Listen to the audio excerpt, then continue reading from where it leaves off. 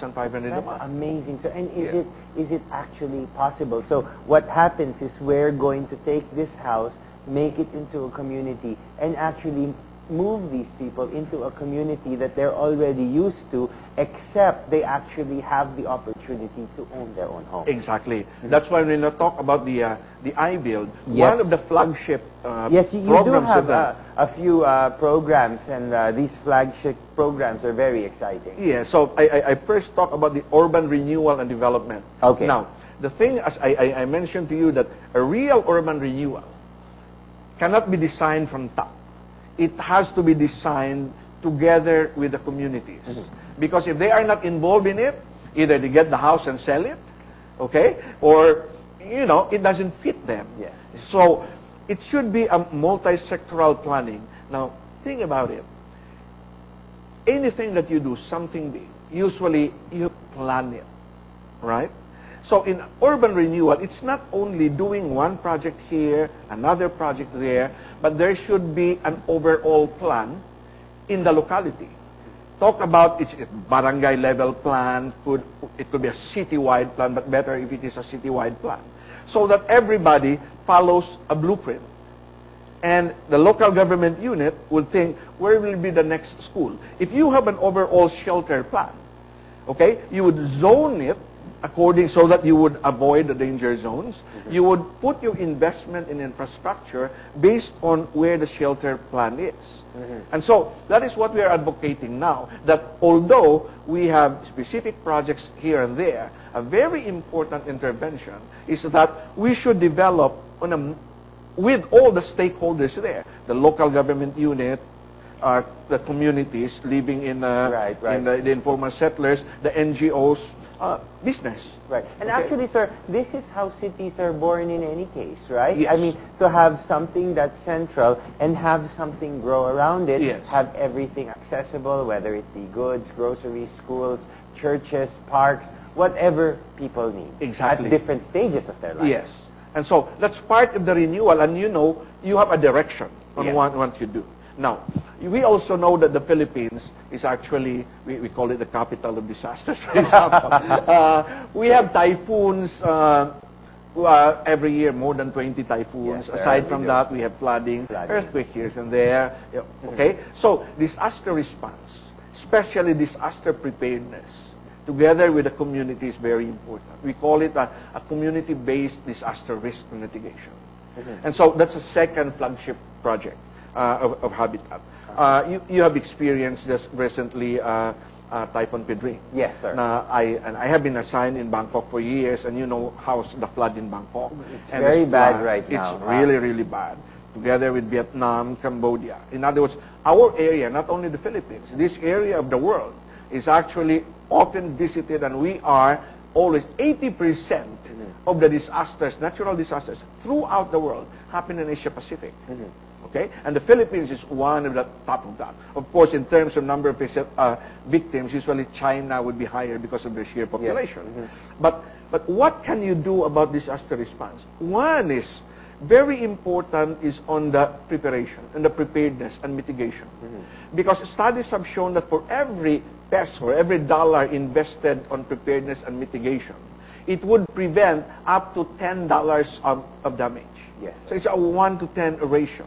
And it's always that once we coordinate everything on the disaster preparation, what is key there is the time element. We have to respond fast, and then we have to provide people with solutions on what to do. So in Habitat, we do preparedness, and then we also have response once the disaster happens. Yes. So one thing that we do is what we call the emergency shelter kits. So it is just a few pieces of wood, galvanized iron sheets, and then some tools to help people build temporary shelters or emergency shelter for them. That they would need. It's sort of like, it can come up in a couple of hours depending on where people need it. Because when the floods come, like if you look at, sir, what happened between Ondoy and Pepeng affected a different part with Kiel and Pedring. So these people have to be prepared in order to save their families, their, whatever it is that they worked very hard for. Yes, and exactly. So if you just provide them with basic materials, the whole community can work together because your neighbors could be a carpenter. He would help you how to do that. And then you make makeshift, or temporary or emergency shelters. Now, what is very important in this work Yes, sir. is that usually Habitat is a development organization. And contrast that with what they call a humanitarian organization. The humanitarian organizations like the Red Cross, they come at a relief phase. Yes. And usually the problem is how do you bridge the gap between relief, rehabilitation, and development? And so what Habitat has been doing that although we are not a relief organization, we come to the site from the very beginning so that we already design our assistance such that we can recycle the materials and use the same materials that I gave you initially to build a temporary shelter, reuse it to become permanent shelters. Okay? And we have experiences about that throughout the world. And I remember the most difficult experience was not in the Philippines, it was in Pakistan. Because the earthquake happened just before winter. And so you have to be very fast. At the same time, you recycle your materials later on to be used for permanent shelter. In the Philippines, that's why we give some wood, timber, and then iron sheets, because these are the same materials that are going to be used later. But of course, you have to add additional materials if you want to build more permanent houses. So that's a second flagship project. The other one is, you know the situation of our public servants. Yes, sir. Okay. This is actually something that I feel is very interesting because many people are public servants. Many people give their time. Exactly. A lot of them work for free just to Yes. be able to help people. Yeah. So many of them, teachers, soldiers, policemen, they are also considered informal settlers. They don't own a house. So we feel that it is our way of contributing to the country, Yes, yes. to help provide them. In other words, to develop products which would also match their needs. Right. And so, the sector that we call the poor and the low income, it's not one group. You have the poorest of the poor, and then all the way up to the low income. Okay. And so you have to develop different products or services or housing solutions. For these different levels for each of people. segment. Yes, exactly. Okay. Yeah. For some of them, in Metro Manila, you have to build medium-rise buildings. I think we have more than 20 medium-rise buildings in Metro Manila, Yes. in Taguig, Pasay. Right, actually, sir, that's very true because here in the Philippines, what we're seeing now is very, very high end, and we have middle end. But when we say that we should also create these type of development and adjust the scale, right? Adjust them to scale for the other people because we're always worried. Our nurses are leaving, our teachers are leaving, and this is one way we can get them to stay because they can own a piece of land to call their own, and therefore they can fulfill their dreams without having to leave the country. That's true. That's true. So in other words, that's why Habitat develops various programs. So we have a program for our public servants. We have a program also for those informal earners, those who don't receive regular salaries, for example. And we are now working on, we have various disaster response projects. One of our old programs that we are continuing is what we call the Peace Build program. And this is yes, also this one is very interesting because we really need peace, especially this time. Yes, Christmas season. Yes, exactly. And the first Peace Build was started in Mindanao. I remember that in the early 2000.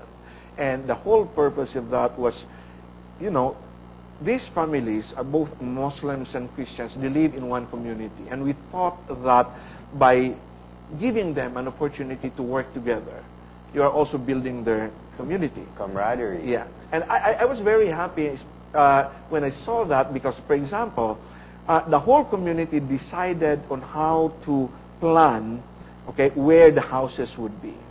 Because remember that if you are a Muslim and a Christian, even the food that you eat is different. True. And so they plan on where your house should be and how it should be and where the Christian houses would be. But they try to put them together. And it was a very exciting thing. And that is something that we would like to continue to do, especially for our Muslim brothers. True, because whatever religion you are, whatever it is that you believe in, it is possible to share each other's knowledge, work together, and create better communities. Because at the end of the day, we're not just our religion or our beliefs or whatever, we're Filipinos and we're also part of the world. Exactly. And whatever it is that will help one, will help everybody else. Yes, we share one humanity, no matter what your faith is. That's why we have a program called an interfaith, in which we bring together various faith groups, for example, because we know that it is a common need. And I think many of us have felt, some uneasiness when you see something, when you see a family, for example, living in a place which is not fit for human being. Which is not even ideal. We have to worry about things like tuberculosis, waterborne diseases, which is very rampant here. Yes. If we do not create, environments that would actually keep us safe. Yes. And then many of the questions with the people, they would feel, I want to do something, but how? Okay? And so what we are doing in Habitat is to make it easy for people to be part of the solution. Right, sir. You can volunteer, you can donate to Habitat, and it doesn't have to be a big amount. Yeah. Any amount would do.